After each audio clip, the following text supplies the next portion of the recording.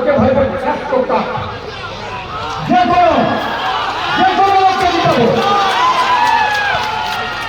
আমরা চেষ্টা করছি কোনো মাহাতো নামে আমাদের যে ইয়াতে লোক আছে ওরাকে সেটা ঠিক করব।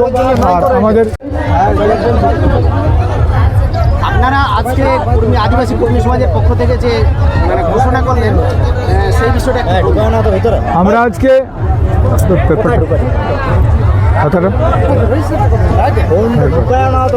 আমরা আদিবাসী কর্মী সমাজ, এটা পূর্ব ঘোষিত কর্মসূচি ছিল আমাদের। পূর্ব ঘোষিত কর্মসূচি 4 মাস আগে আমরা করেছিলাম। সেই 4 মাস আগে আমরা বলেছিলাম 8, 9, 10 এবারে 20 লক্ষ লোকের সমাবেশ করব। সেটা করব আমরা হুলহুলির টাইমে, কারণ এত লোক আঁটাবার জায়গা কোথাও নাই।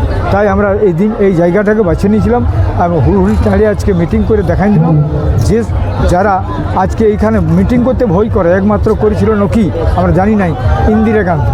আর আজকে আমরা মিটিং করলাম এই হুলহুলি টাইমে এবং কুর্মীদের 4টা স্টেটের আসাম, আমাদের উড়িষ্যা, ঝাড়খণ্ড এবং বেঙ্গল সমস্ত স্টেটের কর্মীরা ছিল এখানে, সমস্ত প্রতিনিধি আছে এখানে। আমরা 3 দিন পুরো চিন্তন মন্থন করার পর আমরা যে রেজুলেশনটা নিলাম, যেটা আপনাদেরকে পড়েছি নিলাম, তার মধ্যে সবচেয়ে বেশি উৎসুক আছে লোক আগামী নির্বাচনে আমরা কি করব। আমরা সেই জন্য এটা গোপন ছিল আমাদের কাছে।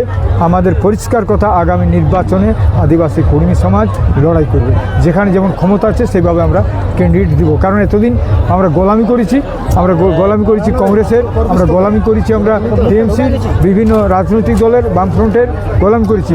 আর কিন্তু কর্মীরা কারো গোলামি সহ্য করবে না, গোলামি করবো নাই। আগামী দিনের জন্য আমরা লড়াই করব।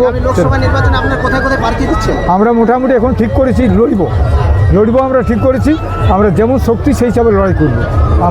আমরা পুরুলিয়াতে লড়ছি, কোনো ব্যাপার নেই। আমরা যেমন ঝাড়গ্রাম হচ্ছে আদিবাসী, কোনো আদিবাসী ছেলেকে আমরা কর্মীদের ভোটটা দিব, সেটা আমরা ঠিক করব। ওখানে তো আমরা দাঁড়াতে পারবো না। কিংবা আমরা চেষ্টা করছি কোনো মাহাতো নামে আমাদের যে ইয়াতে লোক আছে ওরাকে সেটা ঠিক করব।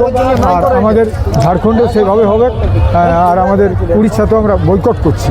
এইখানে আমরা সব জায়গায় লড়াইয়ের চেষ্টা করছি, কিন্তু আমরা কোনোতেই আর কোনো মতেই আমরা দালাল করবো না, কারো গোলামি করবো না। আগামী দিনে কি আশা করছেন এই লোকসভা নির্বাচনে যে আপনারা যে লড়াই করবেন, কি আশা করছেন, ফলাফল কেমন আশা করছেন? দেখুন, এখন কথা হচ্ছে ফলাফলটা পরে হবে। আগে লড়ি তো, আগে লড়াই করবো, দাঁড়াবো, তারপর বুঝতে পারবো, আরও মানুষের কাছে যাব গভীরে। আজকে আমরা বুঝাবো তো যে কতদিন আপনারা গোলামি করবেন। আজকে তো পরিষ্কার কথা, আজকে যে জনসভাটা হইলো, আমার তো পরিষ্কার কথা হৃদয় ভরে গেছে। আমার মানে কল্পনার বাইরে এইটা কল্পনা বোধহয় আমাদের জীবনে দেখি নাই কোথাও। এই লোকটা জঙ্গলমহলে কেউ করতেও পারবে না, কারো দ্বারা সম্ভব নয়। যেখানে বহু পুরানো লোকগুলো আমি ডেকেছি এবং যত সংগঠন আছে কর্মীদের নামে, সেই সংগঠনগুলোকে আমি ডেকেছি, তারা এসেছে। আজ 20 লক্ষ লোকের পার হয়ে যাবে এখানে। আজকে রেল লাইন কি বন্ধ হয়ে যায়? আপনি রেল লাইন চলতে আপনি বন্ধ হয়ে গেল। রেল লাইন বন্ধ হয়ে গেছে, আমরা তো বন্ধ করি নাই, কিন্তু রেল লাইন বন্ধ হয়ে গেছিলো।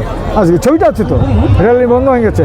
তো আমরা বিশাল আমরা আজকে নিজেকে মনে করেছি এবং সত্যিকারের কর্মীদের যে অনুরাগ, কর্মীদের যে ভাবাবেগ, আজ কর্মীদের ভাবাবেগ বুঝতে পারলাম যে কর্মীরা সত্যিকারের আজকে বঞ্চিত, আজকে বঞ্চনা, সেই 75 বছরের বঞ্চনার বিরুদ্ধে প্রতিবাদ এবং জিহাদ ঘোষণা করার জন্য আজকে কর্মীদের এইখানে এসেছে।